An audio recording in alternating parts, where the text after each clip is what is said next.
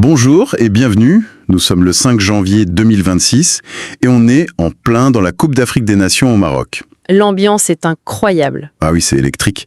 Et au milieu de toute cette actualité, on est tombé sur un article du site sénégalais DS Sports qui a vraiment attiré notre attention. Oui, Il ne parle pas d'un match ou d'une polémique, non, il se concentre sur un seul joueur, Crépin Diatta.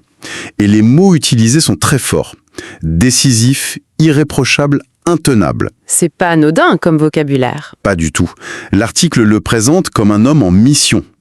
Et c'est cette idée-là qu'on a envie de creuser aujourd'hui. Qu'est-ce que ça cache au fond? C'est une super approche, je trouve, parce que ça nous sort de l'analyse purement technique. Dans une compétition pareille, la pression est immense. Et là, s'intéresser à l'état d'esprit d'un joueur, à sa quête, c'est très révélateur. Mais aussi peut-être les cicatrices de cette équipe sénégalaise. On va voir comment ses performances et son parcours justifient ce statut un peu particulier. Alors, allons-y. Le point de départ de l'article, c'est très concret. Son match contre le Soudan. C'est la performance qui sert de preuve en quelque sorte. La pièce à conviction. Exactement. Et les chiffres bruts, déjà, ils parlent d'eux-mêmes. On a par exemple 3 tacles réussis sur 3 tentés. Ce qui, pour un joueur à vocation offensive, est énorme. C'est une rigueur défensive totale. C'est un détail qui n'en est pas un, en fait. Ça montre une concentration, une implication dans les tâches un peu ingrates. Et ça, c'est souvent la marque des très très grands. Il ne se contente pas de briller devant. Non, il refuse d'être un poids pour le collectif quand il n'a pas le ballon. C'est un vrai signe de maturité. Et ça se confirme partout sur le terrain. L'article cite aussi 3 duels remportés sur 4 sols, 3 centres très précis, 58 ballons touchés. Il est partout. Une influence constante. Mais le chiffre qui m'a vraiment interpellé, c'est son taux de passes réussies, 89%. Et le plus fou, Ah oui, c'est que dans le camp adverse, là où c'est plus dense, où il y a plus de risques, sur 37 passes, il en réussit 33. c'est énorme. Ce ne sont pas des passes de sécurité, quoi. C'est de la justesse dans la zone de vérité. Et c'est là, je pense qu'on touche au cœur du sujet. Toutes ces stats mises bout à bout, ça dessine le portrait d'un joueur total. C'est le mou? On n'a pas un ailier qui fait juste des sprints, ni un milieu qui gratte des ballons.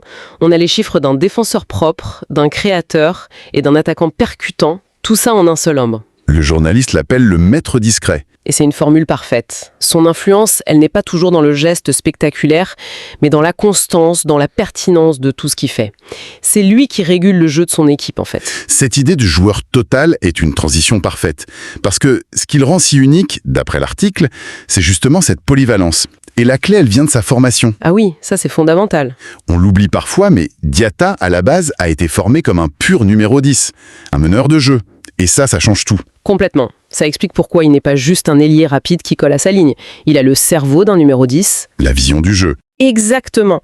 Quand il est sur le côté, son premier réflexe, ce n'est pas forcément de déborder. C'est de lire le jeu, de chercher la passe qui casse une ligne. Il a cette vision panoramique des joueurs qui ont grandi au cœur du jeu. Et ça, c'est un cauchemar à défendre. Mais est-ce qu'il n'y a pas un risque là-dedans? Le fameux syndrome du joueur bon partout, mais excellent nulle part. C'est une excellente question et un vrai débat dans le foot moderne. Oui. Pour certains, cette polyvalence peut être un piège. Mais pour Diatta, l'article suggère que c'est tout l'inverse. Sa polyvalence, il ne la subit pas, il la maîtrise. Ce n'est pas un bouche-trou. C'est une solution tactique. C'est une solution tactique à lui tout seul. Il peut jouer ailier pour étirer un bloc bas, il peut rentrer dans l'axe comme un deuxième meneur. C'est cette intelligence situationnelle qui fait de sa polyvalence une force immense. L'article résume ça avec une formule que je trouve très juste. Peu de joueurs combinent avec autant de naturel, technique, puissance physique et sens du collectif. C'est exactement cette trinité. On a la technique du 10, le physique de l'athlète et l'intelligence qui lie tout ça au service de l'équipe. L'alliage des 3 à ce niveau, c'est rare. Absolument. Et si on regarde le très haut niveau aujourd'hui, les joueurs qui dominent sont souvent ces joueurs hybrides. Ils défient les catégories. C'est vrai. Diatta est dans cette lignée. C'est une arme anti-système. Tu prépares un plan pour le bloquer sur l'aile, et hop, pendant le match, il se transforme en milieu relayeur, et ton plan tombe à l'eau. C'est ça qui le rend indispensable, comme le dit l'article. Mais ce statut, il n'a pas eu du jour au lendemain. Et c'est peut-être la partie la plus touchante de l'analyse. Son parcours en Coupe d'Afrique. C'est une vraie montagne russe émotionnelle. C'est un arc narratif, presque un parcours de héros avec ses épreuves. C'est ça. Tout commence en 2019, en Égypte. C'est l'éclosion. Il est tout jeune, il va jusqu'en finale et il repart avec le titre de meilleur jeune de la compétition.